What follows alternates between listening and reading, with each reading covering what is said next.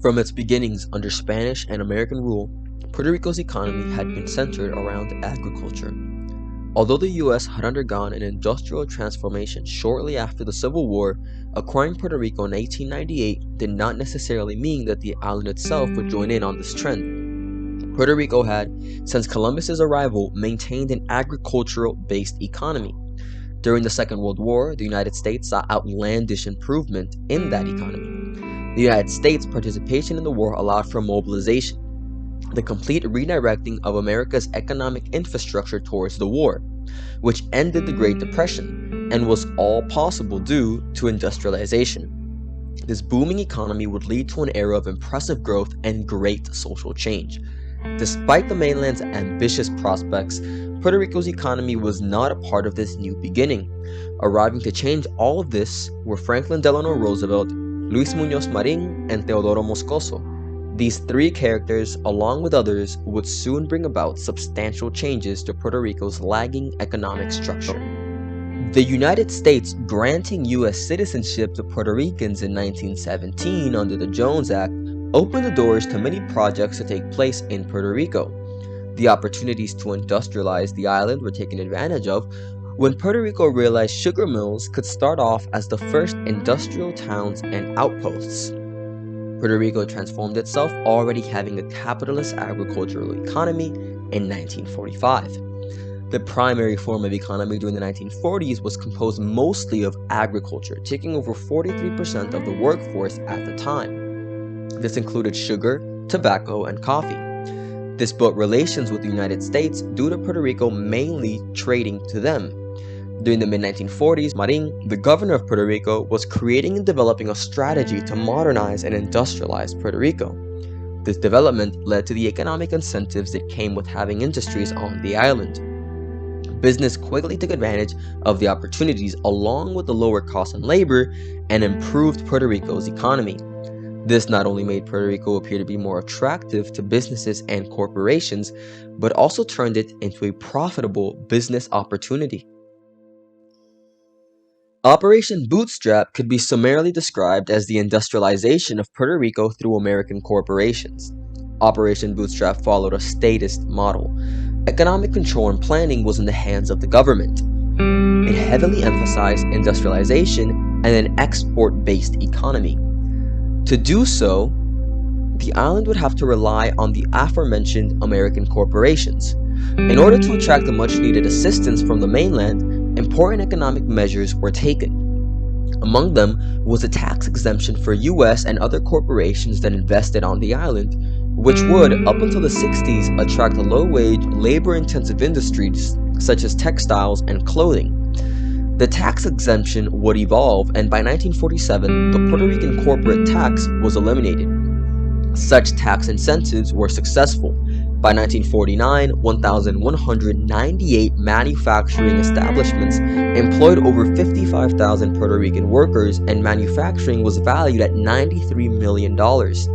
In a span of 20 years after this, there were now 2,367 manufacturing establishments employing over 122,000 Puerto Rican workers, and manufacturing was now valued at a whopping $621 million.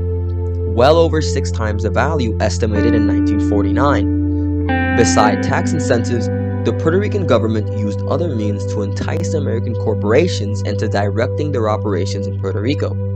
As stated previously, the model followed by Operation Bootstrap was inherently statist, and as a result, the state government acted as a catalyst for local economic production by investing in multiple industrialization projects, many of which failed, but were enough to convince foreign enterprises to set up shop in Puerto Rico.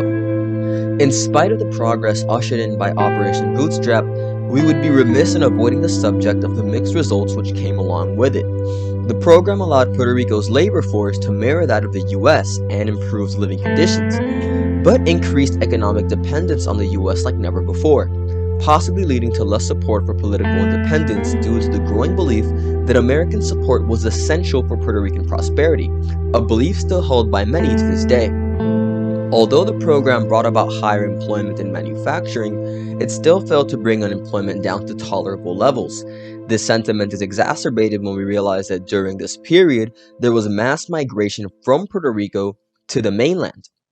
In other words, had there not been so many Puerto Ricans moving to the mainland during this period, the unemployment rate at the time would have been beyond bearable, and Operation Bootstrap could have been considered a failure. The emphasis on industrialization also meant that agriculture would begin to receive less attention on the economic stage, leading to a declining agricultural economy whose demise was accelerated by improving transportation technologies in the US, which made it easier for American farmers to export their surpluses to the island at lower prices, taking more market away from the already waning agricultural economy. Operation Bootstrap was not limited to solely leaving an economic impact, but also a social impact. As stated previously, the 50s and 60s saw a moderate decline in the unemployment rate, but also saw a 60 in the labor participation rate. The island also experienced an immigration wave that resulted in the departure of 1 million Puerto Ricans from the island between 1945 and 1970. Although there was a visible growth in manufacturing jobs as a result of the program, that is not to say that the employment rate remained the same. The program brought about growth, but not jobs. Just as the labor force in manufacturing increased, the labor force in agriculture decreased, and the manufacturing jobs were unable to compensate for the lack of agricultural jobs. This brought about social upheaval in the countryside and a decline in the sugar, tobacco, and coffee industries. The social impact brought about by Operation Bootstrap was not always good, but the few areas in which a silver lining was clearly visible was in mortality, literacy, and home ownership rates. Improved living standards brought about a decline in the mortality rate and an increase in the average life expectancy from 46 years in 1970 to 73 in 1980. The literacy rate also increased from 68.5% in 1940 to 91.3% in the early 1970s, and by the mid-70s, 80% of Puerto Rican families owned their homes. Operation Bootstrap's immediate to long-term impact was great in magnitude and shockingly altered the course Puerto Rico had been previously on. Thanks to Operation Bootstrap, there were more Puerto Ricans moving from rural to urban areas because of the shift in employment from agricultural to industrial. The industrialization of Puerto Rico contributed to the improvement of colleges and secondary education, since there was a need for an educated population. Evidently, Operation Bootstrap successfully industrialized the island. However, the success of Operation Bootstrap was cut short with the implementation of Section 936. The tax rate for the manufacturing industry under this section alternated between 6% and 8.6%. When this was eliminated, the effective rate increased to 30%. The elimination of the 936 in Puerto Rico caused a lack of economic growth and competitiveness between industries. As a result, a lot of Puerto Ricans were left without the jobs that these industries provided because they were moved to foreign nations.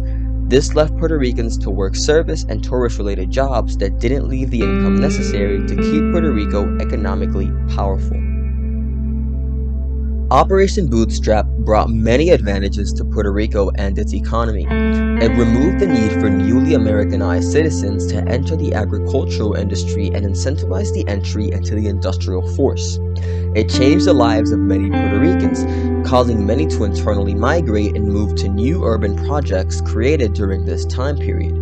Due to this, Puerto Rico has a much more developed economy and has been able to invest more in its educational system. Operation Bootstrap could have potentially also opened the door to many more projects in Puerto Rico had it not been abruptly ended. Transportation is another aspect which could have been more greatly developed had Operation Bootstrap not been called to a halt. Public transportation could have been developed to such an extent that it could have effortlessly brought workers to their destinations.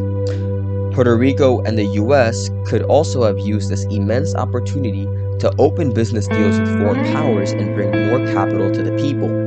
At the end, Operation Bootstrap helped Puerto Rico set foot into being a developed territory and the global stage. Sadly, Operation Bootstrap failed to be the economic salvation Puerto Rico needed and still needs, but that does not undermine the incredible economic progress Puerto Rico has seen as a result of the project. It forever changed the trajectory of the island for the better, bringing Puerto Rico to new heights of development and opening the door to new and great economic opportunities.